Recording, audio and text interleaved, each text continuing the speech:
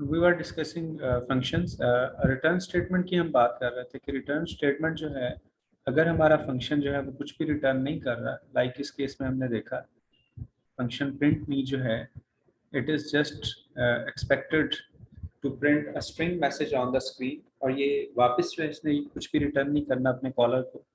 सो इस तरह का जो फंक्शन होता है उसमें हम रिटर्न स्टेटमेंट जो है उसको स्किप कर सकते हैं। हाउएवर, अगर हमारा एक फंक्शन जो कि यूज़र को जो है that is expected to return some value back to the user, वहाँ पे रिटर्न स्टेटमेंट जो है वो हमें लिखनी होगी, ठीक है। लेकिन अगर हम वहाँ पे रिटर्न स्टेटमेंट जो सिंपली हम रिटर्न लिखते हैं और इस स्टेटमेंट को कोई आर्गुमेंट पास नहीं करते, तो what will happen?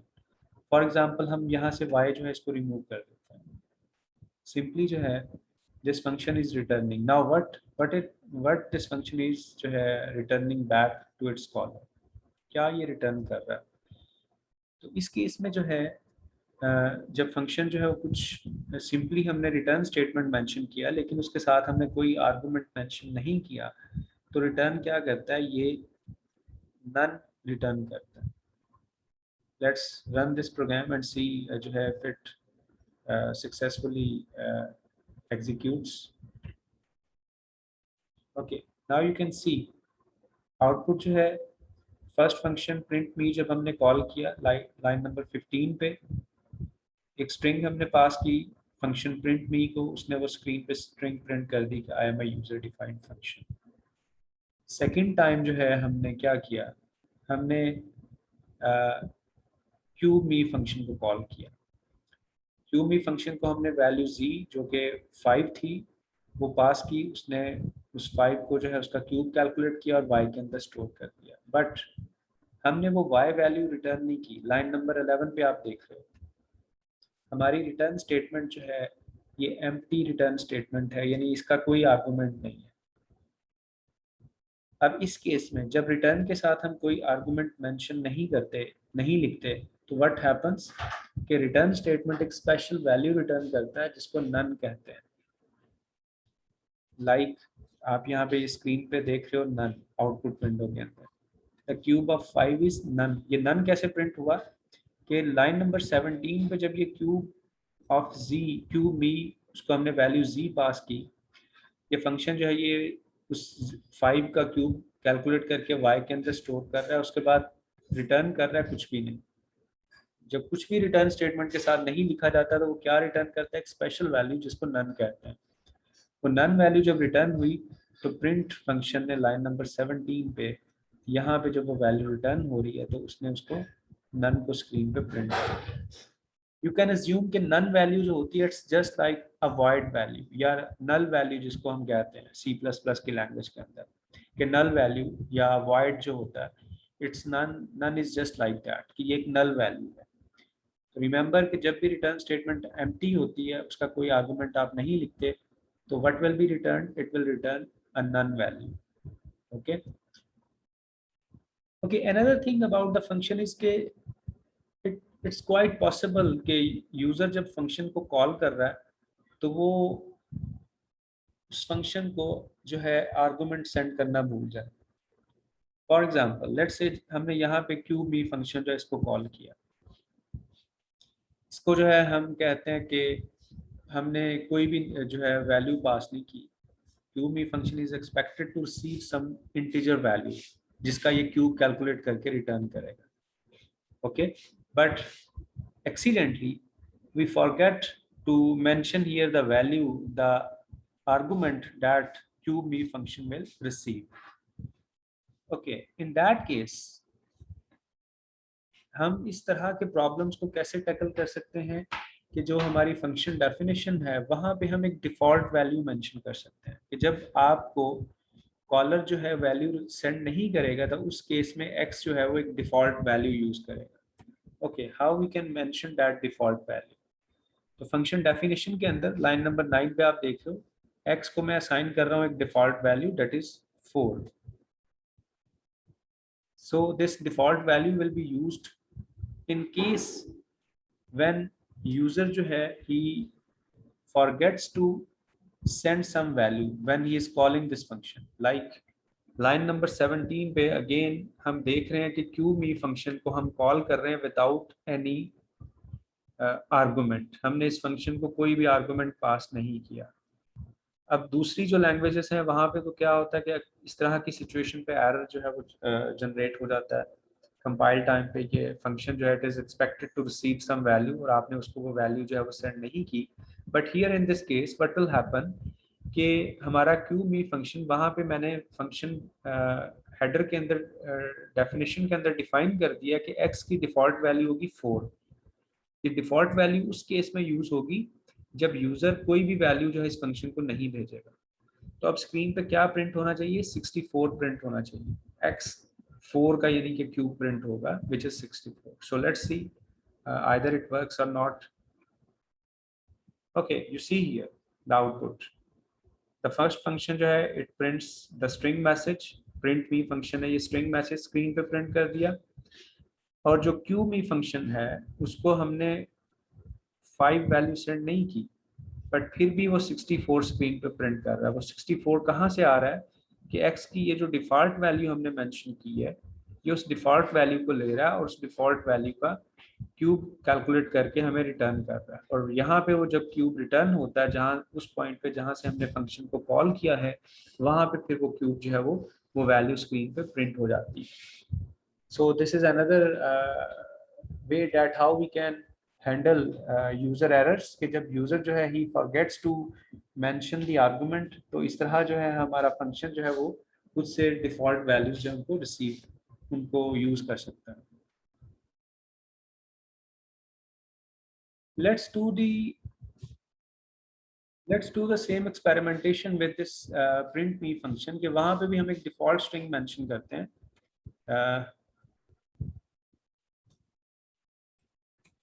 Default message। ये डिफॉल्ट मैसेज जो है ये स्ट्रिंग का प्रिंट होगा जब यूजर जो है इस फंक्शन को कोई स्ट्रिंग पास नहीं करेगा। सपोज हम यहाँ से हम कहते हैं okay let me change this. मैं इसको दोबारा इस फंक्शन को जो है वो वैल्यू z पास करता हूँ प्रिंट क्यूब मी को। और प्रिंट मी फंक्शन जो है इसको हम कोई भी वैल्यू सेंड नहीं करते।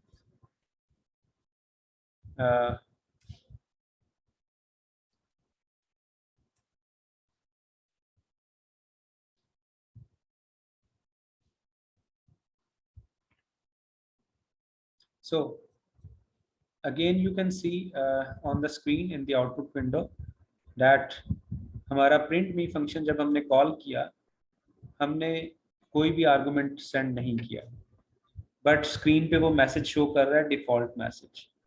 ये स्ट्रिंग क्यों प्रिंट हो रही है, बिकॉज प्रिंट मी फंक्शन के अंदर उसकी डेफिनेशन के अंदर जो है हमने मेंशन किया है कि str जो है उसकी डिफॉल्ट वैल्यू क्या है, डिफॉल्ट वैल्यू है default message.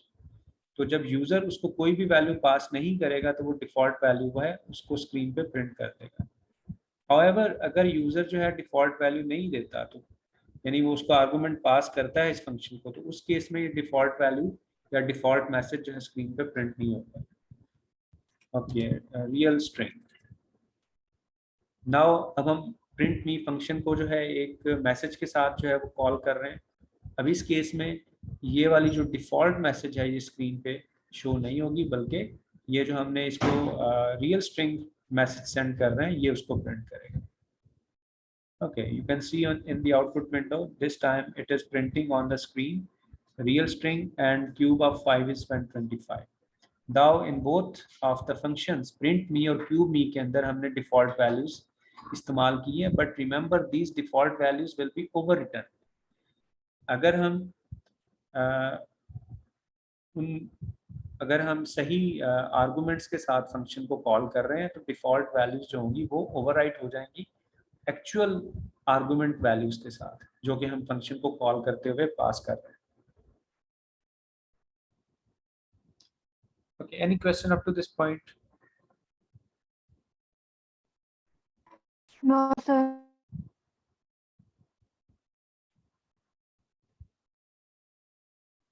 Okay, let's take an example of another function. This time we are going to write a function।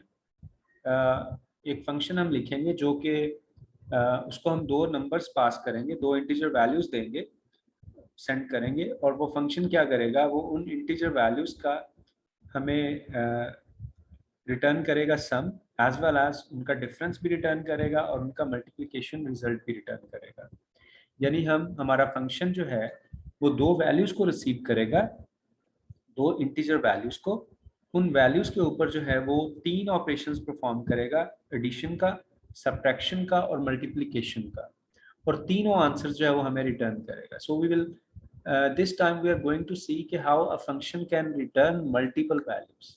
अभी तक तो हमने ये देखा है कि फंक्शन जो है वो या तो कुछ भी रिटर्न नहीं कर रहा या एक सिंगल वैल्यू रिटर्न कर रहा है, but this time now we are going to write a function that will return multiple values. So let's write the function.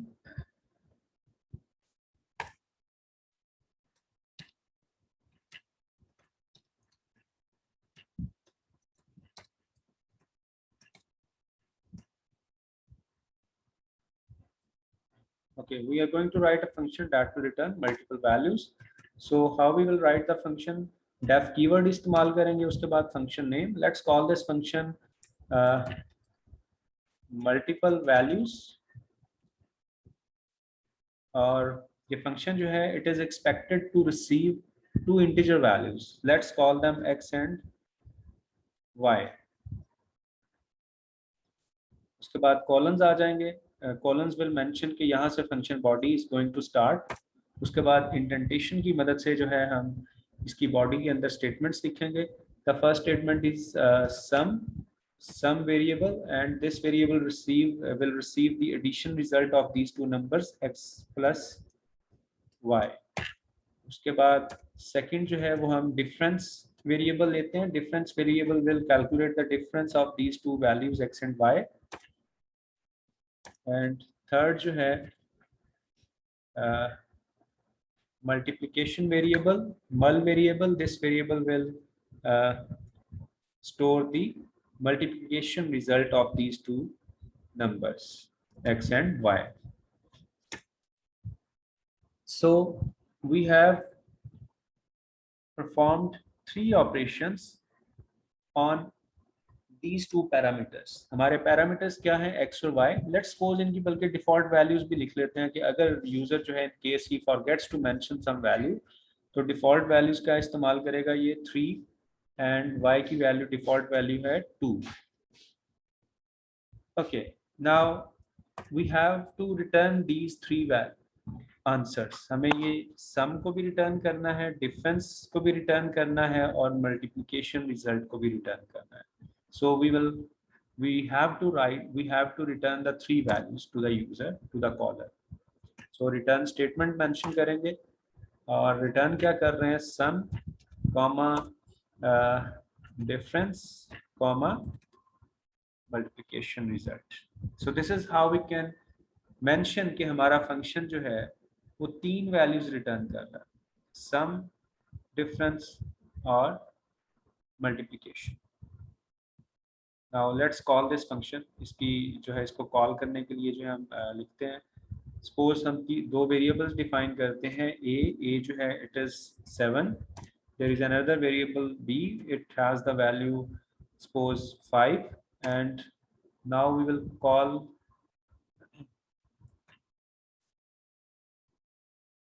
multiple values and we pass this function a and b. ये दो arguments जो है हम इसको पास कर देते हैं.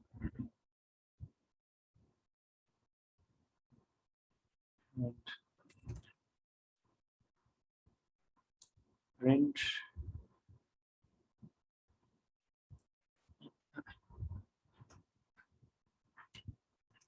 answers are